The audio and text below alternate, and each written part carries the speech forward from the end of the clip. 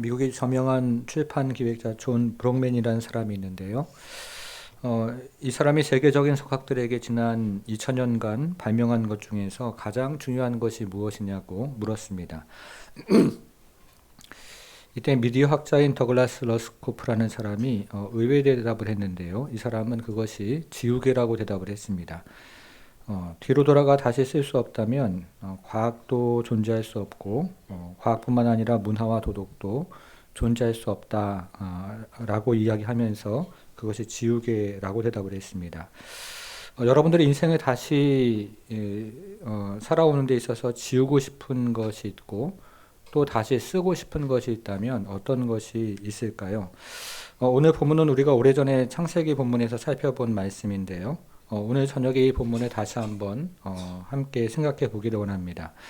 우리가 읽은 이 본문은 창세기 32장인데 이 창세기 32장의 배경은 야곱이 이제 하란에서에 살았던 삶을 마치고 다시 고향으로 돌아가는 길에 일어났던 사건이었습니다. 그런데 야곱은 하란 생활을 마치고 고향으로 돌아갈 때 그의 마음이 굉장히 무거웠죠. 여러분 아시는 것처럼 이제 야곱이 고향으로 돌아가는 길에 에서와의 갈등을 마주해야 하는 상황이었습니다. 그래서 야곱은 고향 근처에 왔을 때 에서의 마음을 살피기 위해서 사람들을 보냈습니다. 야곱이 보낸 사람들이 돌아왔는데요. 돌아와서 하는 이야기가 에서가 400명을 거느리고 온다는 소식을 전해 주었습니다. 이 소식을 들은 야곱은 에서가 필히 이제 자신을 죽이려고 오는구나 하는 생각을 했던 거죠. 그래서 에서의 분노를 가라앉히기 위해서 가축을 여러 대로 나누어서 선물로 보냈고 그 다음에는 가족을 보냈고 마지막으로 자신은 홀로 야복 나루에 남아 있습니다. 이때 하나님의 사자가 찾아오죠. 야곱을 찾아와서 밤새도록 씨름을 합니다. 그래서 우리는 오늘 본문을 기도에 대한 본문이라고 보통 생각을 합니다. 야곱이 하나님을 붙잡고 열심히 씨름했던 것처럼 우리도 하나님을 붙잡고 열심히 간구하면 하나님의 복을 받는다는 기도에 대한 본문으로 오늘 본문을 생각을 합니다. 근데 오늘 본문을 우리가 쭉 묵상해 보면 사실 오늘 본문은 기도에 관한 본문은 아닙니다. 오늘 본문에서 먼저 씨름을 걸어오는 사람이 있는데요. 오늘 본문을 시작하는 24절을 다시 한번 보겠습니다. 야곱은 홀로 남았더니 어떤 사람이 날이 새도록 야곱과 씨름하다가 이렇게 시작을 하죠. 이것을 원문으로 읽어보면 그 사람 곧 하나님이 야곱에게 씨름을 걸어오셨다 이런 의미가 됩니다. 만일에 야곱이 먼저 씨름을 걸었다면 이건 기도에 관한 본문이 맞습니다. 기도라는 것은 내가 먼저 하나님께 매어 달리는 것이고 그리고 끝까지 하나님께 매어 달리는 것이기 때문에 그렇습니다. 그러나 하나님께서 먼저 씨름을 걸어오셨기 때문에 오늘 본문은 기도에 관한 본문이 아니죠. 하나님께서 먼저 씨름을 걸어오시고 또 먼저 야곱을 이길 수 없다고 생각해서 이 씨름을 끝내려고 하셨기 때문에 오늘 본문은 기도에 대한 본문이 아니라고 말씀을 드리는 겁니다. 여러분 그러면 하나님은 이 시점에서 왜 야곱을 찾아오시는 것일까요? 우리가 아는 것처럼 야곱은 장자권에 대한 굉장한 큰 열망을 가진 사람이었습니다. 그러나 야곱은 하나님의 자녀로 부름받은 것이 정확하게 어떤 의미인지 하나님의 자녀로 살아가는 것이 인생을 살아가는 어떤 의미가 있는지를 제대로 이해하지 못한 사람이었습니다. 다시 말하면 지금으로 말하면요. 예수님을 구원자로 영접했지만 주인으로 모시고 사는 사람은 아니었던 것이죠. 여러분 우리가 예수 믿는다 이런 말 많이 하죠. 어떤 의미로 이런 말을 합니까? 예수를 믿는다고 할 때 우리는 보통 두 가지를 의미하는데요. 하나는 예수를 구주로 영접하는 것이고 다른 하나는 주인으로 영접하는 것입니다. 주인으로 모시며 살아가는 것이죠. 이때 예수님을 구원자로 영접하는 것은 우리 편에서 그리 어렵지 않아 보입니다. 로마서 10장 10절이 말하는 것처럼 사람이 마음으로 믿어 의에 이르고 입으로 시인하여 구원에 이른다 라고 말하기 때문에 우리가 지금 당장이라도 예수 믿지 않는 사람이 마음으로 믿어 의에 이르고 입으로 시인해 구원에 이르는 이 구원이 그리 어려워 보이지는 않습니다. 그러나 예수님을 주인으로 모시는 일은 다른 문제죠. 우리가 예수님을 주인으로 모시며 살아간다고 할 때 우리가 예수님을 주인으로 모신다는 그 인생이 우리가 생각하기에는 굉장히 불편하고 또 복잡하게 생각이 듭니다. 그래서 대부분의 그리스도인들은 하나님을 단지 인생의 보조자로 여기고 살아갑니다. 이를테면 이제 농구 경기를 하는데요. 그 농구 경기를 할 때 자기가 득점하기 좋은 위치에 골 밑에 서 있고, 그리고 하나님이 자신에게 골을 잘 넣을 수 있도록 패스를 잘 해주기를 원하는 식입니다. 득점은 내가 할 테니까 하나님이 그저 내가 득점을 잘할 수 있도록 보조자의 역할을 해주시기를 원하는 것이죠. 여러분, 이것이 바로 오늘 본문 이전까지 야곱의 인생이었습니다. 야곱은 형에게 장자의 명분을 빼앗을 때에도 자기 마음대로 행동을 했죠. 그리고 장자의 축복을 아버지 이삭으로부터 가로챌 때에도 자기 마음대로 행동을 했습니다. 그리고 하란에서 여러 가지 일들을 겪었는데요.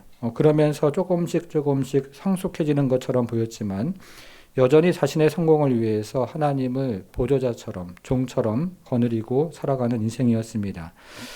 그런데 문제는 하나님이 우리의 인생에 보조하는 분으로 또 종으로 계시는 것에 우리 주님께서 만족하지 않으신다는 것입니다.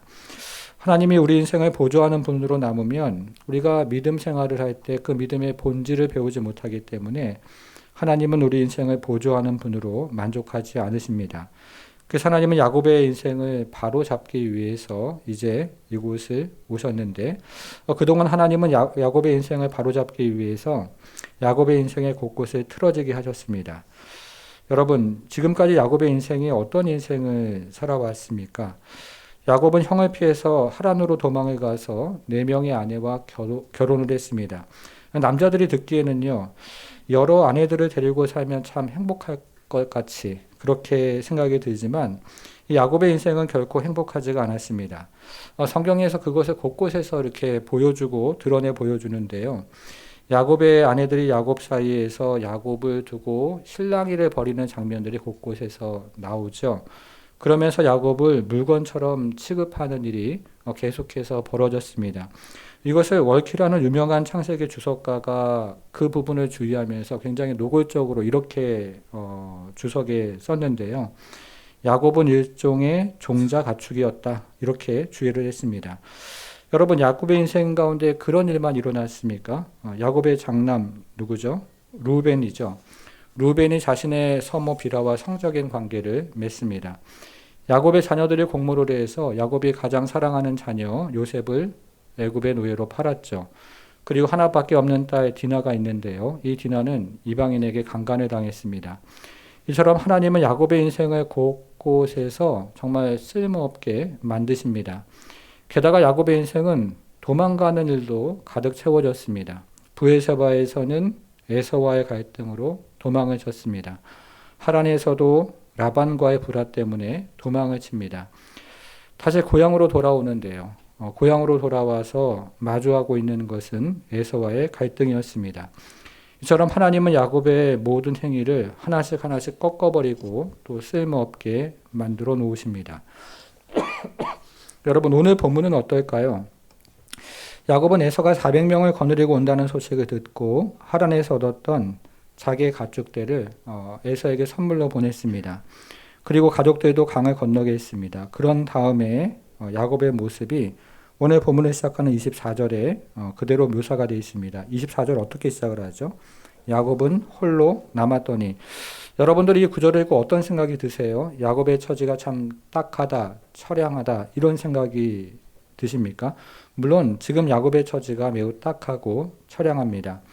그러나 여기에는 더 본질적인 의미가 있는데요. 그것은 하나님께서 야곱의 모든 행위를 쓸모없게 만드셨다 이런 뜻입니다. 하나님께서 야곱의 인생을 쓸모없게 만드신 것이죠. 그래서 야곱은 고향에서 출발할 때도 혼자였는데 이제 고향으로 돌아올 때도 혼자가 되었습니다. 여러분, 그럼에도 불구하고 사실 인생을 살아가는 우리의 모습이 어떻습니까? 하나님께서 이 정도로 경고하시면 알아들을 법한데요. 여전히 우리 인생이 우리 손에 달려있는 줄을 우리는 압니다. 하나님께서 이 정도로 피 흘리게 하시면 깨달을 법도 하지만 여전히 우리는 전부에서 최후의 그 하나를 잃어버릴 때까지 우리 인생의 주인이 우리 자신인 줄 압니다. 그래서 하나님은 이런 야곱을 바로잡으시기 위해서 찾아온 것이 바로 오늘 본문입니다. 이제 하나님은 야곱을 바로잡으려고 찾아오십니다. 인생의 주인이 누구인가 하는 것을 바로잡으려고 야곱을 찾아오십니다. 여러분, 오늘 본문에서 어떤 일이 벌어지고 있을까요? 우리 24절을 다시 좀 읽어볼게요. 24절 같이 읽겠습니다. 시작. 야곱은 어떤 사람이 날이 새도록 야곱과 씨름하더라. 우리는 이것을 보통 이렇게 이해를 합니다. 야곱이 날이 새도록 열심히 기도했다. 이렇게 이해를 합니다. 그런 의미가 아니죠. 이것은 하나님께서 야곱의 주인 되심을 확인하고 깨닫게 하기 위해서 찾아오셨는데 야곱이 하나님의 주인 되심을 인정하지 않고 날이 새도록 지금 버팅기고 있다. 이런 뜻입니다. 우리가 야곱에 관한 본문을 읽어보면 어떤 면에서 야곱은 복을 받은 사람입니다.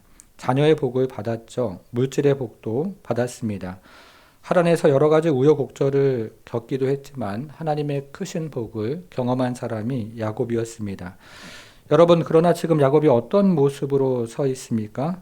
여전히 내 인생의 주인이 나라고 말하면서 밤이 새도록 버티고 있습니다.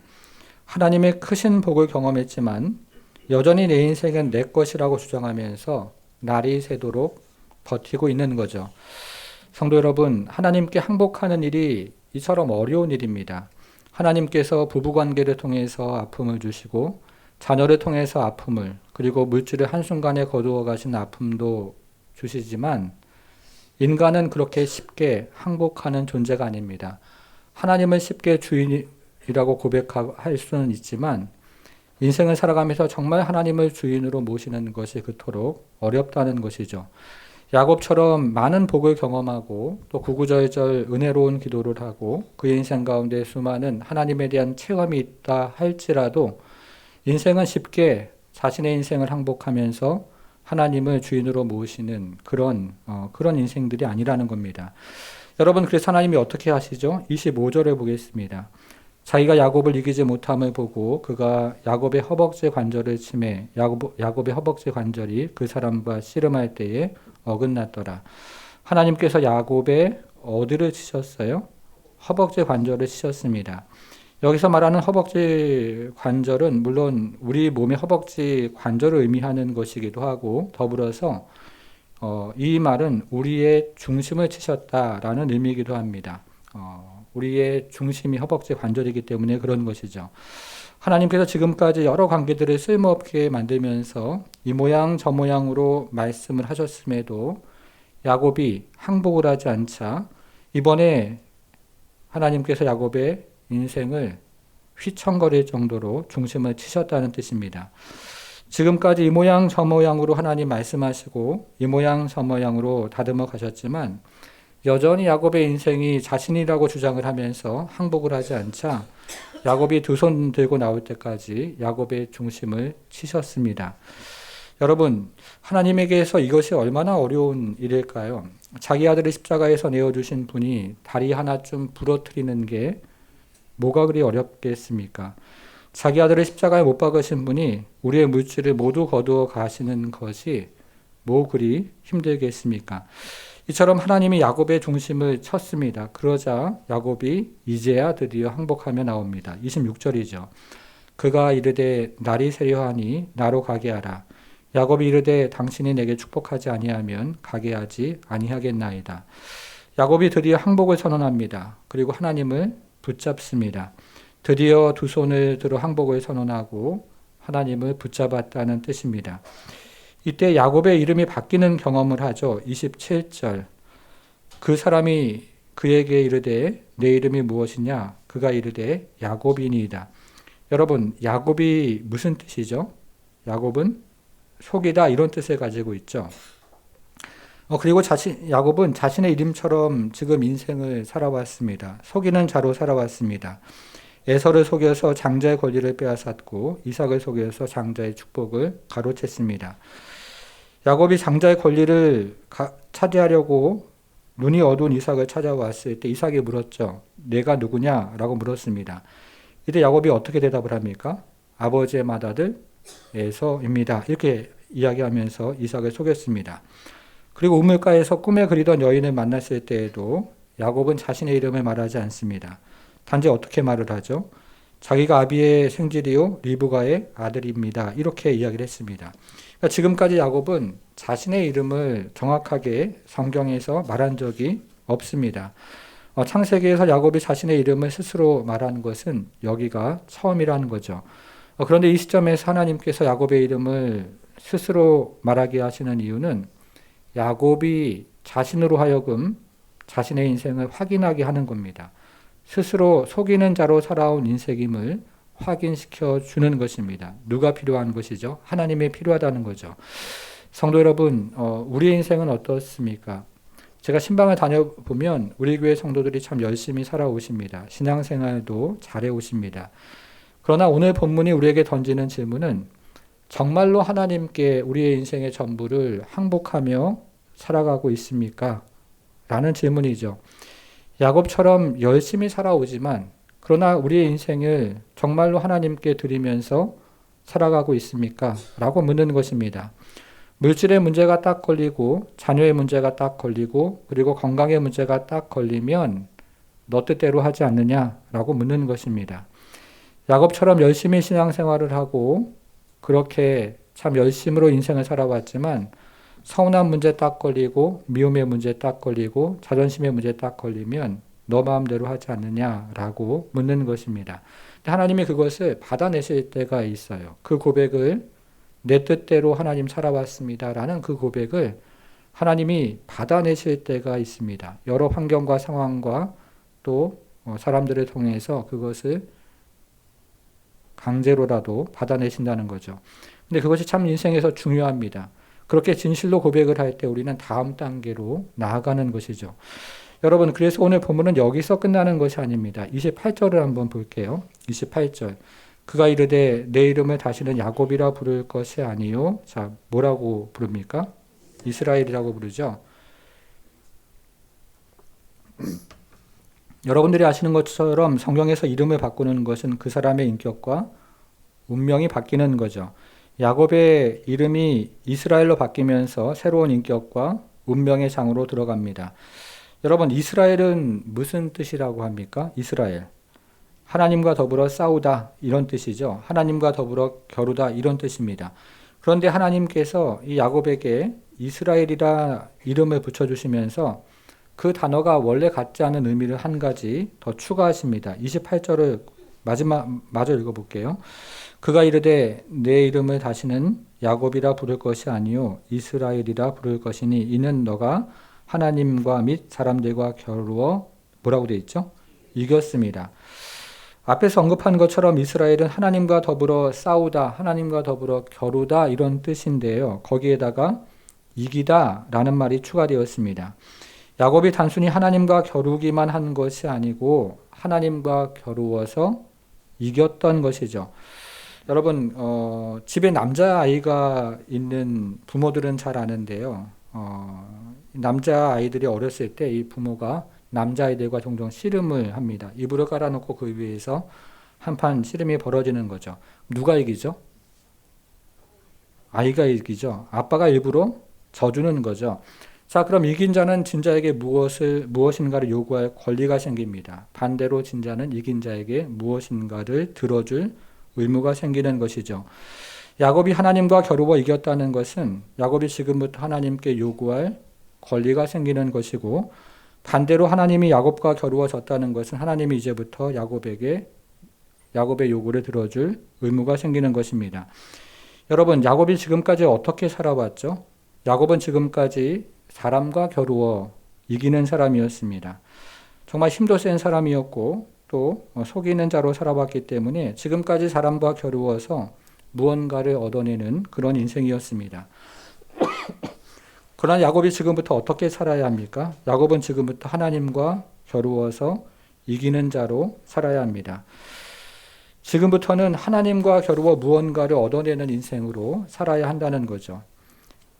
이제부터 야곱의 인생에 문제가 생기면 그는 더 이상 사람과 싸워서 그 문제를 해결하지 말고 하나님께 부르짖어 그 문제를 해결해야 합니다. 그러면 하나님이 해결해 주시고 들어주신다는 뜻이죠. 여러분, 이것이 바로 성도의 인생입니다. 우리는 언제 야곱의 승리를 경험할까요? 부르짖을 때입니다. 우리 인생의 주인이 하나님이심을 믿고 하나님께 부르짖을 때입니다. 그때 우리는 승리를 경험하며 인생을 살아가게 되는 것이죠. 여러분, 반대로 우리는 언제 야곱의 실패를 경험할까요? 사람과 씨름할 때죠.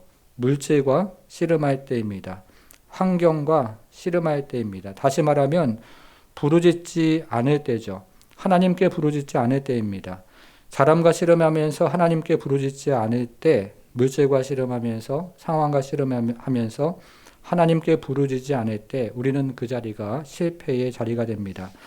성도 여러분, 사실 오늘 본문을 우리가 잠시 살펴보았는데요. 목회를 하다 보면 여기까지 가는 인생들이 그리 많지는 않습니다.